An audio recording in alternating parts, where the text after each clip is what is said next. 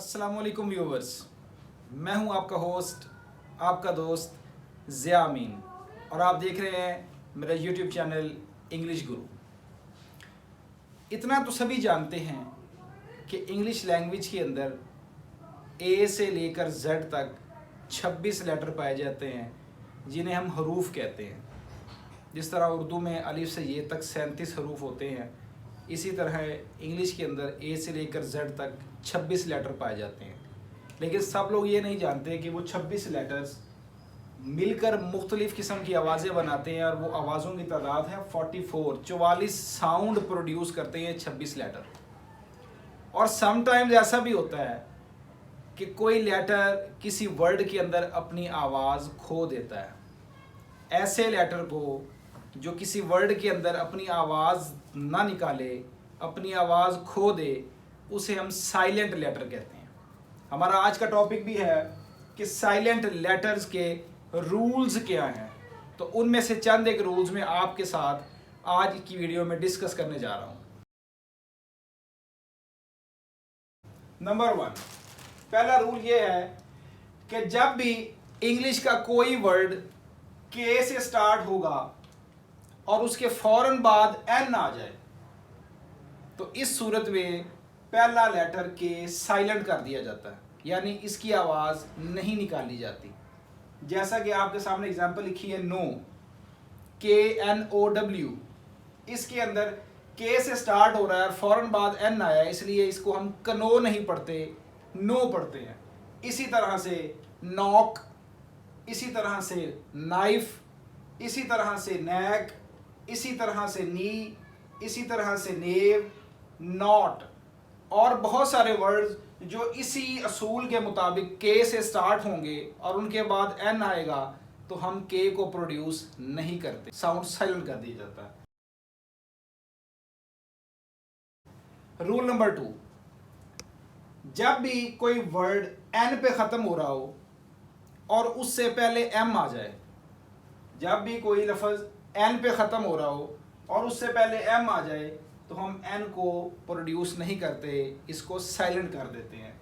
इस वर्ड के अंदर इसको हम कॉलमन नहीं पढ़ते, इसको पढ़ते हैं कॉलम, एन की आवाज़ नहीं है। ऑटम, एन की आवाज़ नहीं है। Damn, hymn, condemn, solemn. और इसी असूल के मुताबिक और बाकी जितने भी डिक्शनरी के वर्ड्स हैं जो इसी रूल्स के मुताबिक आएंगे कि एन पे ख़त्म हो रहे हो और उससे पहले एम हो, तो एन की आवाज़ प्रोड्यूस नहीं होती। रूल नंबर 3, डब्ल्यू और एच, जब भी ये दो लेटर इकट्ठे आएंगे तो एच का साउंड प्रोड्यूस नहीं होता।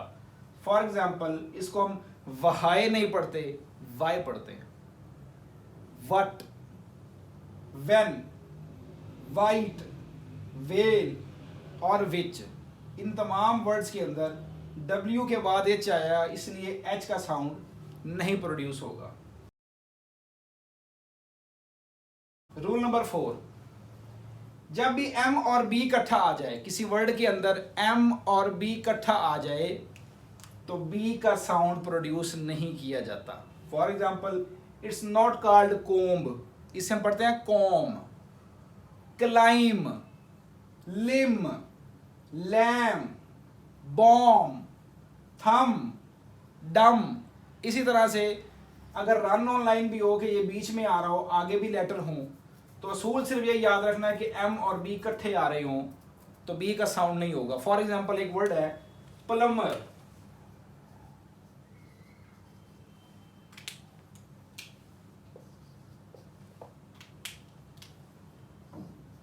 अब ये देखें कि इन बाकी तमाम वर्ड्स के अंदर बी पे ख़त्म हो रहा था, लेकिन इस वर्ड के अंदर बी के बाद भी आगे लेटर्स आ रहे हैं। लेकिन रूल ये है कि एम और बी इकट्ठा आएगा तो बी की आवाज़ साइलेंट हो जाएगी। इसी तरह इसको हम प्लम्बर नहीं पढ़ते, प्लमर, प्लमर पढ़ते हैं।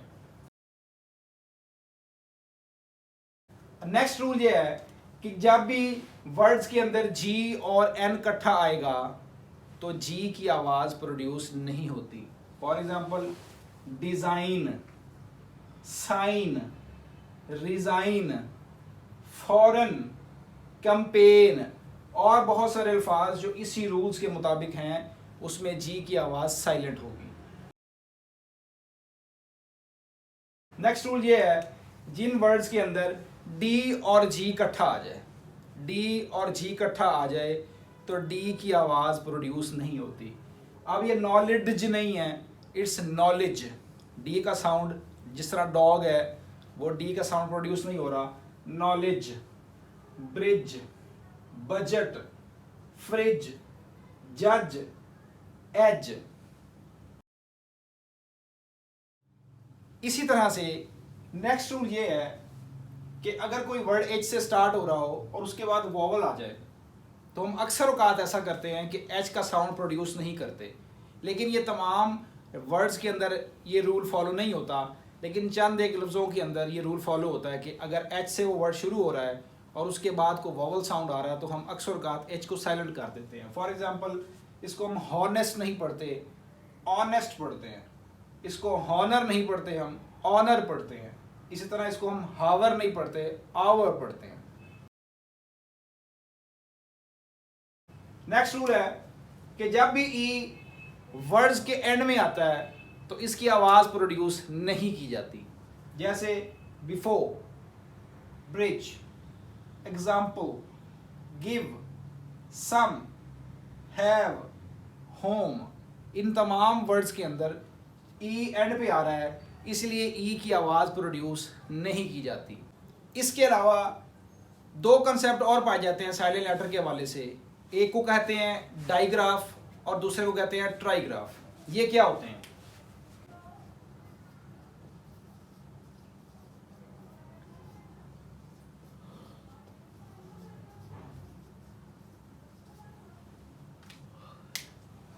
जब भी किसी वर्ड के अंदर दो लेटर इकट्ठे अपनी असल वॉइस को छोड़ दें और एक नया साउंड प्रोड्यूस करें, जब भी किसी वर्ड के अंदर दो इकट्ठे लेटर्स अपनी असल वॉइस को, अपनी असल आवाज़ को खो दें और एक नया साउंड प्रोड्यूस करें, तो उसे हम कहते हैं डाइग्राफ, क्योंकि डाई का मतलब होता है दो।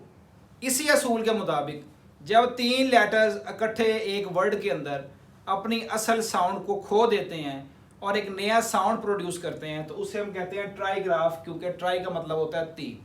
आपके सामने दो तीन एग्जांपल्स रखता हूं ताकि आपको क्लियर हो जाए। फॉर एग्जांपल, एक वर्ड है चैप्टर।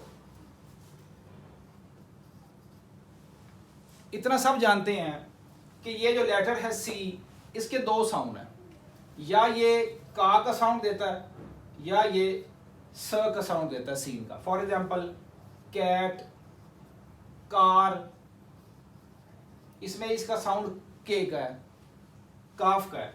और इसके अलावा सिटी, सेंटर, इनमें इसका साउंड सीन का है, स का साउंड है।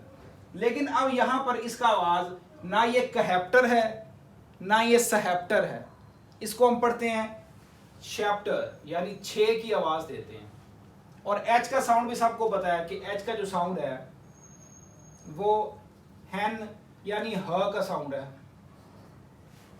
ह का साउंड है।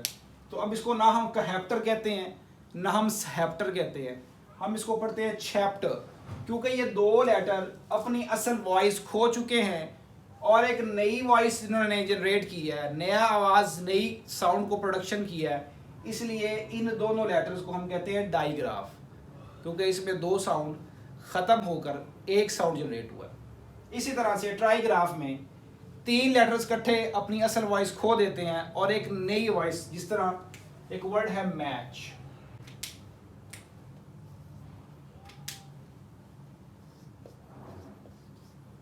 अब सबको पता है कि इसका साउंड जो है वो ठ का साउंड है, और इसके बाद ये सी या का और ये एच का ह। लेकिन हम इसको मैट का ह नहीं पढ़ते, हम इसको पढ़ते हैं मैच, यानी इन तीनों ने मिलके चे का साउंड प्रोड्यूस किया।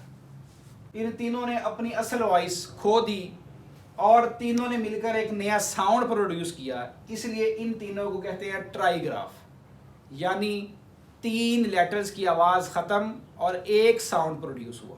इस तरह की और बहुत सारी एग्जांपल्स हैं। जैसे विच,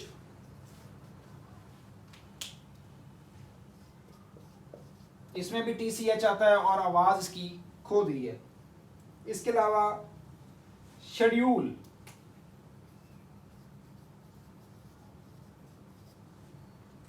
इसमें भी S, C और H की असल आवाज खत्म हो गई है और यहां पर शीन की आवाज आ रही है। शेड्यूल, ना तो S की आवाज आ रही है स वाली, ना C की आवाज आ रही है क वाली, और ना ही H की आवाज आ रही है ह वाली। यानी हम इसको सक हेड डूल नहीं पढ़ते, हम इसको शेड्यूल पढ़ते हैं। इसलिए ये तीनों लेटर्स को ट्राइग्राफ कहते हैं, क्योंकि तीनों ने अपनी असल वॉइस खोकर एक नया लफ्ज़ जनरेट किया। इस तरह की और इन्फॉर्मेटिव वीडियोस जानने के लिए मेरे चैनल को इंग्लिश गुरु को विजिट करें और उसको सब्सक्राइब करें और दोस्तों के साथ शेयर करें, और आपकी जो भी क्वेरीज है उसको कमेंट सेक्शन में मेंशन करें। Thank you.